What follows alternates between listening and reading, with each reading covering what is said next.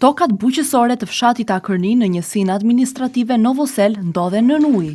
Një situatë kjo e paprecedent për këtë fshat, e cila nuk ka ndodhur më parë, shkaktuar në këtë zonë mbas ditëve me reshje të dendura shiu që prekën qytetin, por megjithse reshjet kanë qenë me intensitet të ulët, uji i shiut nuk po kullon nga tokat bujqësore për një arsye.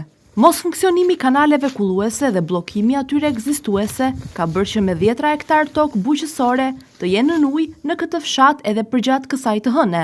Prej një video të dërguar nga qytetarët, banorët e zonës së Akërnisë, në redaksinë e televizionit 6+1 Vlora, duket qartë realiteti i gjendjes në tokat bujqësore të Akërnisë.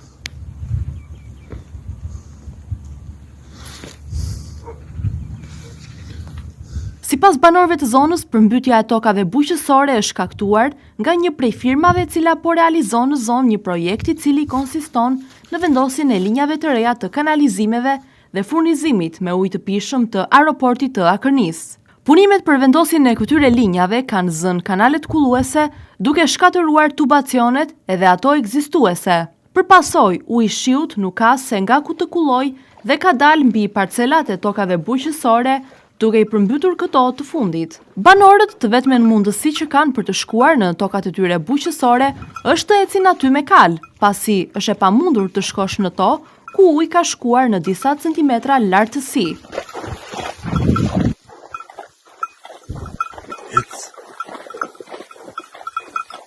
Sipas informacioneve, llogariten të jenë rreth 200 hektar toka bujqësore të fshatit të përmbytura dhe nën ujë.